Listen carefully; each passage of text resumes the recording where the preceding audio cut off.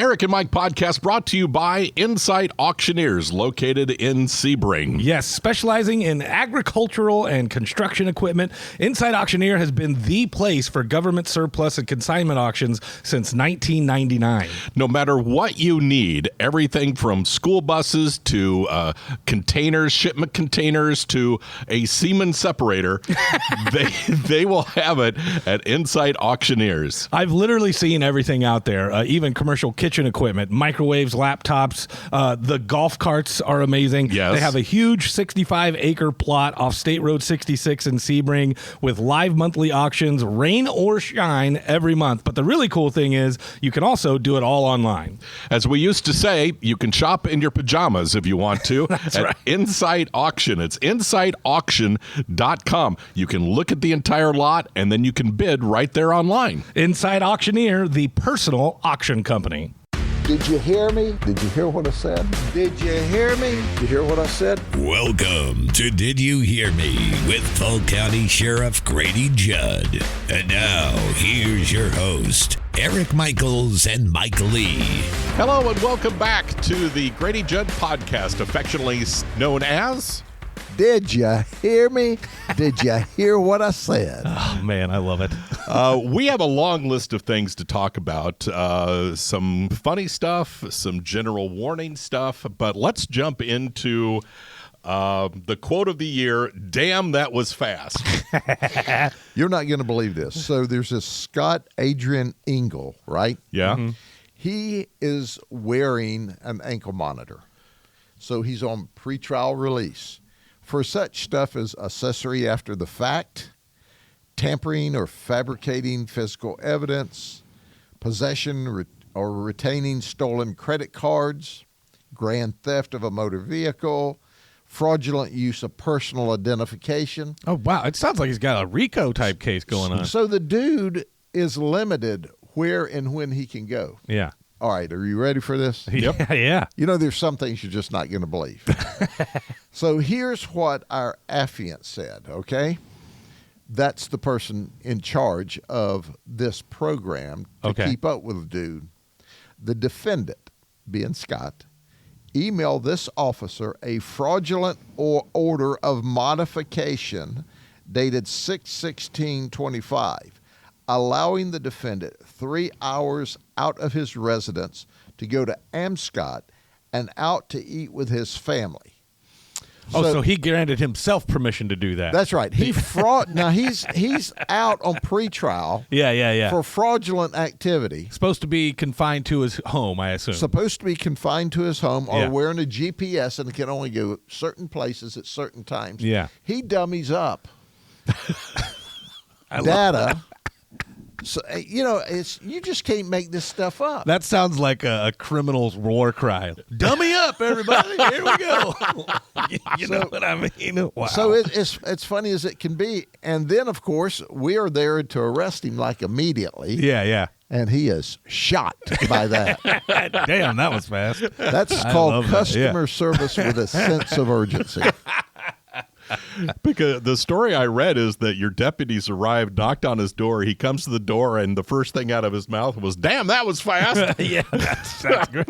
We believe in customer service. Yeah. Very, very effective working over here in the Polk County Sheriff's Office, yeah. How fast do my deputies respond? Faster than a hiccup.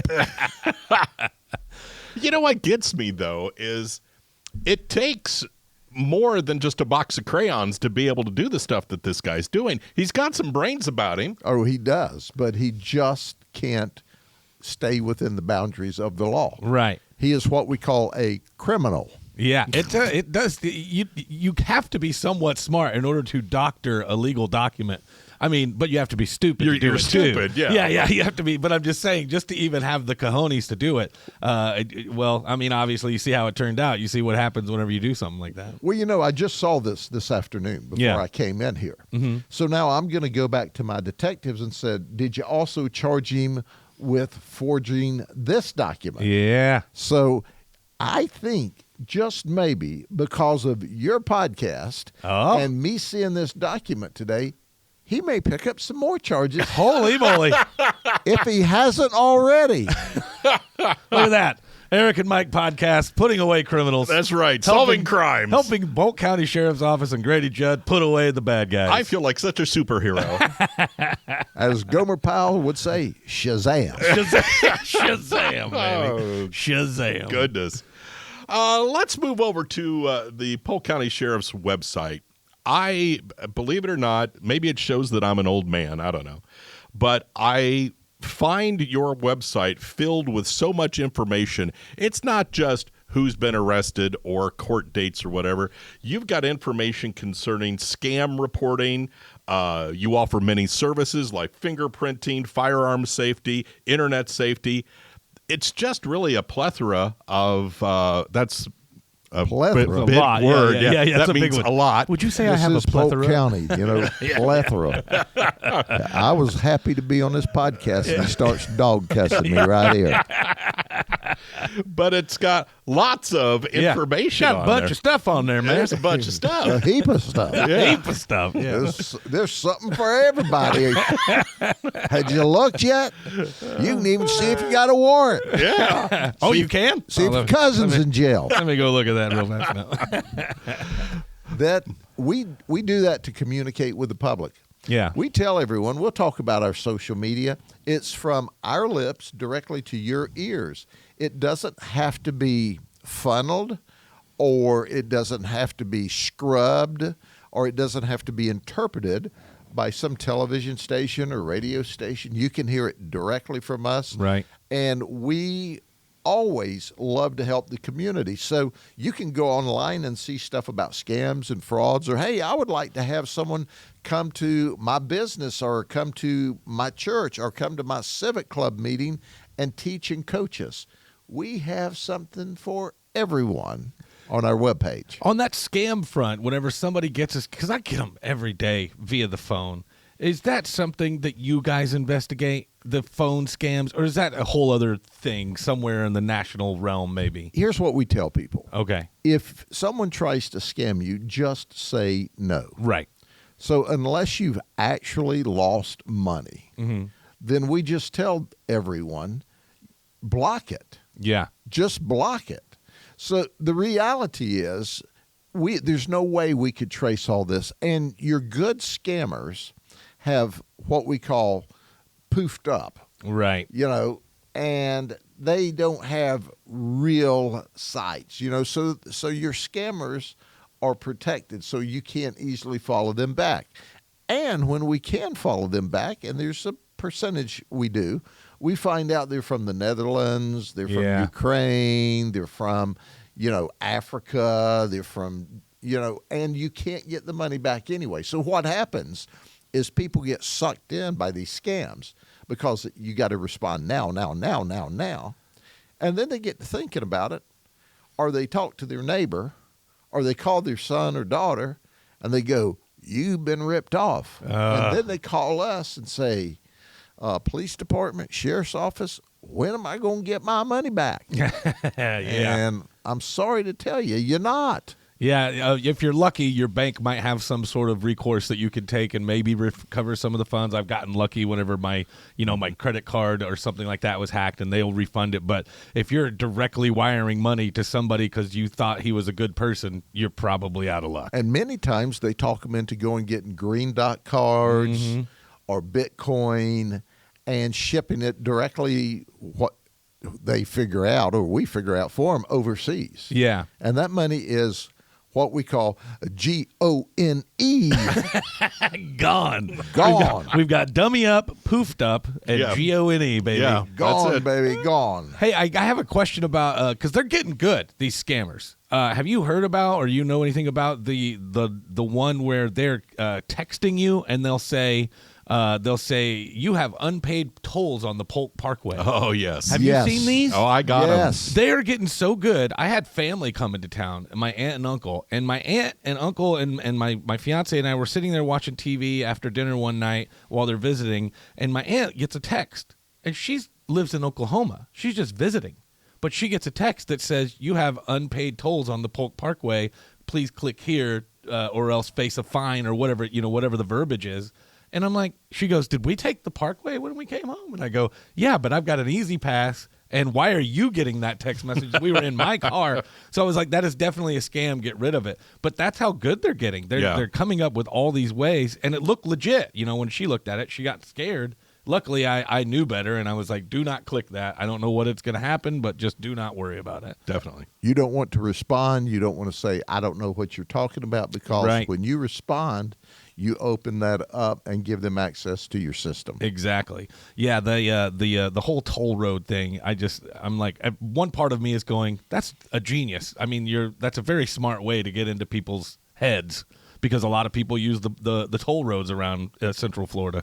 But the other part of me is like, damn, like, when are you going to let up, man? I don't want to give you any money.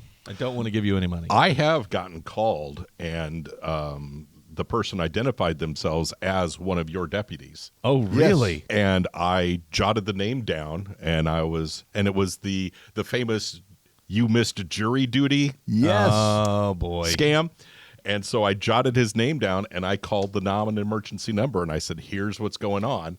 And I was on hold maybe 15 seconds, and they said, we don't have anybody by that name here. We wouldn't call you, et cetera, et cetera. Yeah. You're Well, fine. sometimes they go online, or sometimes they look at news articles and say, oh, there is a Deputy Smith that works there, or an Officer Smith.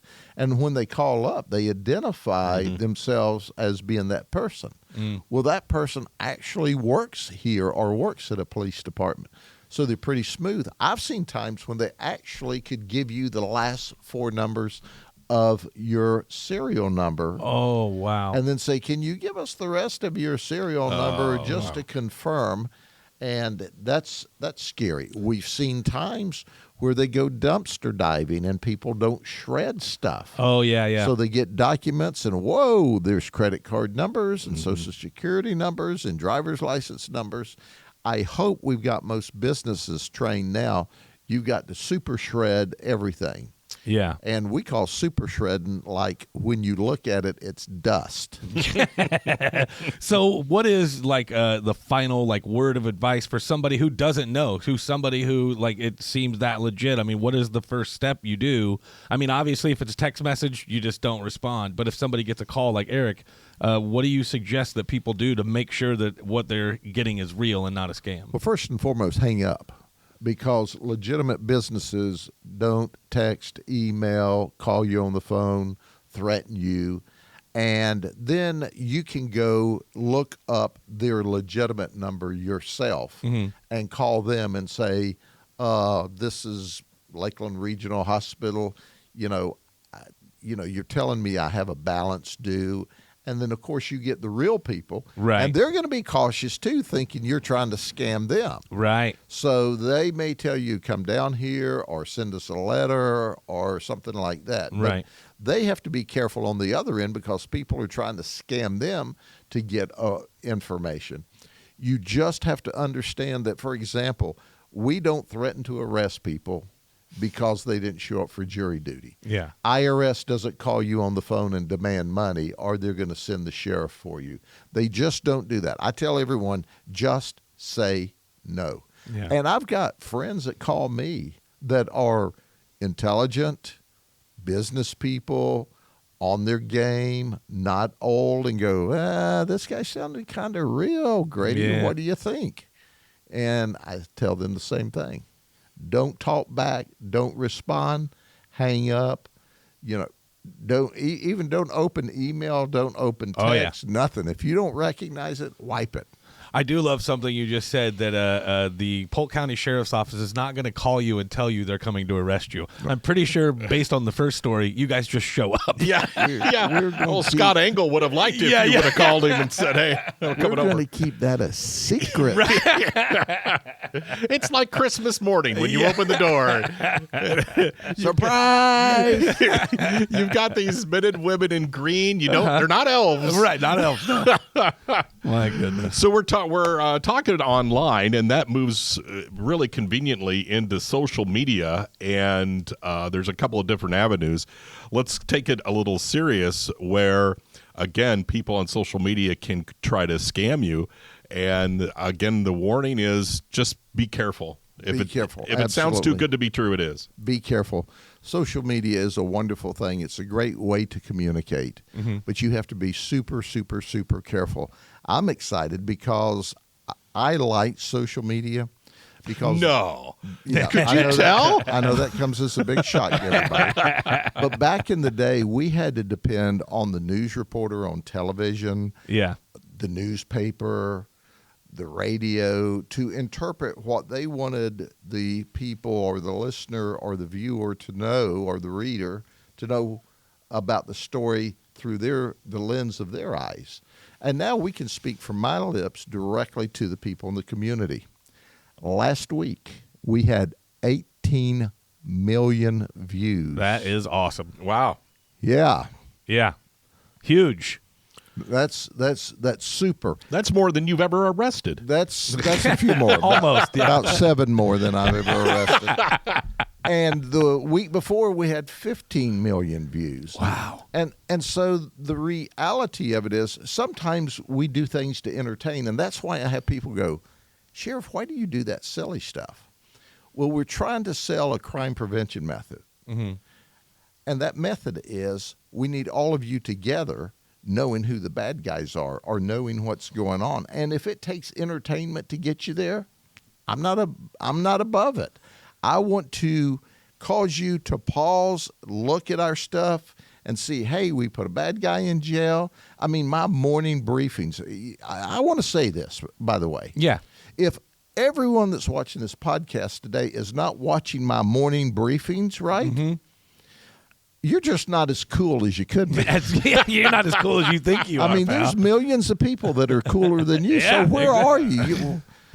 You need to get your cup of coffee, and then I'll show you the guy who's ripping people off this week or this day and who you need to look out for. And if this guy shows up in your neighborhood, say to yourself, Self, it's time to lock the doors and call somebody. Well, that is pretty awesome. I mean, and the views that you're getting are they're on the morning briefing, but it's also, I mean, you guys are posting videos all the time. And all day long. I think I mentioned it on the last podcast when we were together last month. I believe I would talk to you about your social media guy who just posts some of the funniest stuff where it's just, a photograph maybe, and then the story and the way he writes it is just hilarious. Yeah, Brian's absolutely brilliant. Yeah. He used to work for your old employer, and then he came to be a deputy with us for about 10 years, and then he said, hey, I'd like to get back in the world that I'm really comfortable in. Yeah. And I must tell you, he is truly remarkable with what he does. But the whole goal is for us to keep you safe, and for you to help keep the community safe. Our crime's at a 53-year low. Yeah. And good things don't just happen. Good people make good things happen. And I feel like another thing that does, it kind of goes back to what you're saying. Like, you want the community to be together and let you see something, say something. And if every time that you get in front of a camera or every time you post something on Facebook, it's all doom and gloom, then people kind of turns people off. They don't want to live their life like that. Right. So it's good to have a sense of levity and go, look, here's what happened. Here's a little humor to go with it. But also we put away the bad guys. Sure. I have people say, oh, you're on television all the time. You're on social media all the time. You're on social media too much. You're on television too much. Well, the last sheriff that I worked for before I became sheriff, who's my mentor and dear friend, was a real introvert. And he liked to never be on television. And there really wasn't social media back in the day. Right. But they criticized him for not telling what was happening in the community. And I have some that criticize me for being there too much. So the reality, if you're in government or if you're a leader in private business, if you wait for everybody to approve what you do, you'll never do anything. Yeah. So I truly believe that when you communicate with the community, when you entertain them occasionally, and you get them to pay attention and say, hey, we need help solving this, or look out for that, or did you see that this guy was stealing this? It makes a difference. Yeah. Now, I do have to admit, there's areas of this I don't understand. Now, we're doing a piece to help a new upstart restaurant, right? Uh-huh. No, I don't get paid any money. Right. I just help the community businesses out when I do the coffee cups. So Brian, the one you talked about, we had a cup of slaw left over from our lunch, and he said, put a tater tot on the top of that slaw, and I'll turn on my iPhone, and you say this: I'm going to arrest this tater tot because it's against the slaw. Heyo! Do you know in like 3 hours we did 65,000 views? Wow. Are you kidding me? What I want to say some days is, do y'all have a life? Don't you have to go to work? Preach. There are 65,000 people that watch me hold a cup of slaw and say, I'm going to arrest this tater tot because it's against the slaw. But you know what? If we can gather their attention and then sell a crime prevention method and message, I think it's works. genius. Yeah. Well, what it does really is breaks that wall down, because people see you, they see the badge, they see the celebrity, and they immediately think, well, I have nothing in common. He doesn't want to talk to me. I'm just Joe Average hard worker. But then they see you and your deputies cutting up. You did that stupid dance thing with the state police here recently. Oh, yeah. Which I thought was hilarious. Millions. Yeah. But what that does is breaks that wall down. So now I feel like I know you. Right. It turns you into people. Yeah. And not just law enforcement Exactly. officers. That's the point I was getting at. Yeah. And then that's going to translate into, well, I can trust them. I can, because they are human, I can tell them of X, Y, and Z that I know that's going on. Do you know you're exactly right? And the magic of that still impresses me. I'll be walking down the street and somebody will come up to me and say, Grady, I wanted to talk to you about this. Yeah. Like we've been friends forever. And of course, I didn't know them or they didn't know me, but they've seen me on some of the social media or television, and they feel comfortable enough. And I love it when they call me Grady instead of Sheriff, because we're connecting like I want to, because I am their friend in the community. I'm there to protect them, and I protect them with all of my deputies. My deputies do the heavy lifting, make no mistake about it. My job's to coach, but I like people. Yeah. And I like to interact with people. Some people get elected to public office, and all of a sudden they think they're too good to talk to people. I'm just the opposite. I look at people in the community and think, hey, all these people, my bosses. Yeah. And so I really, really, really enjoy when somebody walks up and says, Grady, let me ask you about this, or I saw you the other day, or how are you doing today? I stop and talk to everybody. I think that's one of the reasons why you are reelected year after every election without pretty much any contest, because people do feel that from you. Like, one, you're protecting the community, and two, even though they love to make the joke, oh, Grady Judd has never met a camera he's been afraid of, you know what I mean? But they know that you're out there and you're being part of the community and you're doing things, and I think that's one of the reasons that people love you so much. Well, and I appreciate that. And I do like to warn people about the most dangerous place in Polk County. Oh, yeah? If you get between me and a television camera. That's right. That's right. Yep, that's right. That is right. Hey, do us a favor and tell Brian that he's got to help us with our YouTube channel. You know, our videos with you that we cut from our podcast, right. Did You Hear Me? They're getting anywhere from 80 to 100,000 views. Wow. We'd like to see them get into the millions. And we'll help you out with that. All right, yeah. All right. You guys got to share it for us. If you had some slaw and a tater tot, we'd be on the way. We'd be on our way. I understand. Holy moly. Well, thank you so much, Sheriff, for your time. We really appreciate it. It's always great to talk to you. All right, guys, I appreciate you. Be safe. We'll see you next month. Thanks, Sheriff.